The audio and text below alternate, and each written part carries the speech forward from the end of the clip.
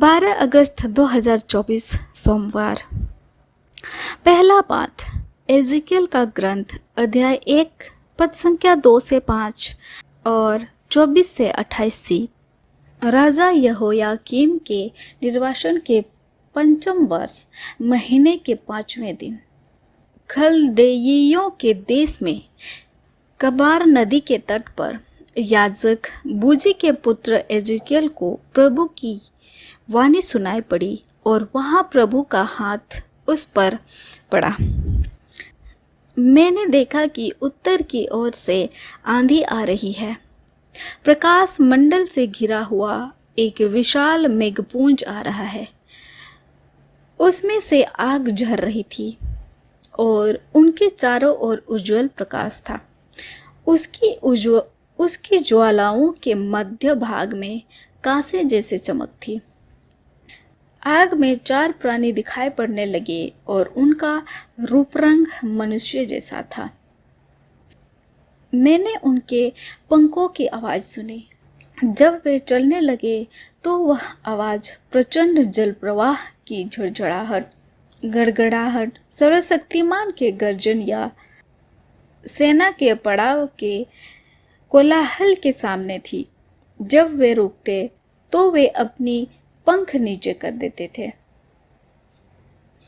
उनके सिरों के ऊपर के वितान से एक वाणी सुनाई दे रही थी। जब वे रुकते तो वे अपने पंख नीचे कर देते थे। उनके सिरों के ऊपर वितान फैला हुआ था और उस पर सिंहासन जैसे एक नीलमणि दिखाई देता था, जिस पर मनोई के आकार का कोई बैठा हुआ था।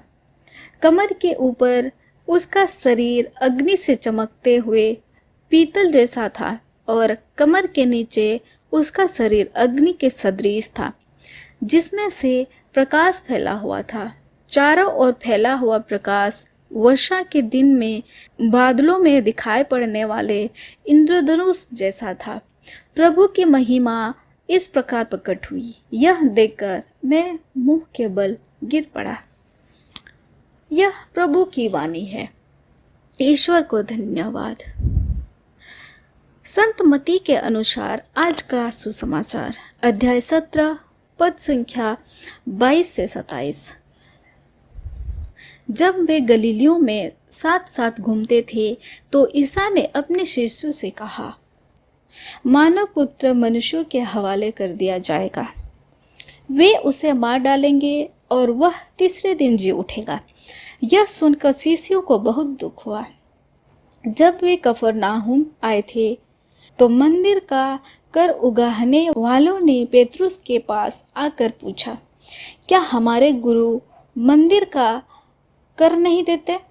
उसने उत्तर दिया, देते हैं। जब पेतरुस घर पहुंचा तो उसके कुछ कहने से पहले ही ईसा ने पूछा, सिमोन, तुम्हारा क्या विचार है? दुनिया के राजा किन लोगों से चुंगिया कर लेते हैं, अपने ही पुत्रों से या परायों से? पेतरुस ने उत्तर दिया, परायों से। इस पर ईसा ने उससे कहा, अब तो पुत्र कर से मुक्त है। फिर भी हम उन लोगों को बुरा उदाहरण नहीं देते हैं। इसलिए तुम समुद्र के किनारे जाकर बंसी डालो। जो मछली पहले फंसेगी उसे पकड़ लेना और उसका मुंह खोल देना। उसमें तुम्हें एक सिक्का मिलेगा। उसे ले लेना और मेरे तथा अपने लिए उनको दे देना।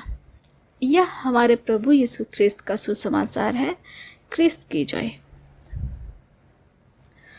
तो आइए आज के दोनों पाठों पर मनन चिंतन करते हैं। मछली के मुंह में सिक्के के चमत्कार द्वारा हमें यीशु की मृत्यु के बारे में भविष्यवाणी के शब्द मिलते हैं। यह आगे ईश्वरीय स्वतंत्रता और प्रावधान के स्रोत होंगे। मंदिर विलुप्त हो रहा है और ईश्वर के साथ वास्तविक मिलन स्थल के रूप में स्वयं यीशु द्वारा आध्यात्मिक मंदिर प्रतिस्थापित किया जा रहा है। यीशु यह नहीं कहते हैं कि ईश्वर के सच्चे बच्चे कर नहीं देते हैं, बल्कि इसलिए कि वे स्वतंत्र हैं। ईश्वर के सच्चे बच्चे, यीशु के अनुयायी स्वतंत्र है, क्योंकि यीशु स्वयं मंदिर की जगह ले रहे हैं। चमत्कार का दूसरा बिंदु यह है कि जब आप स्वतंत्रता और प्रेम में कार्य करते हैं तो ईश्वर स्वयं आपके लिए इस तरह से काम करते हैं कि आप अपने कभी सपने में भी नहीं सोचा होगा। आप सभी को जय यीशु।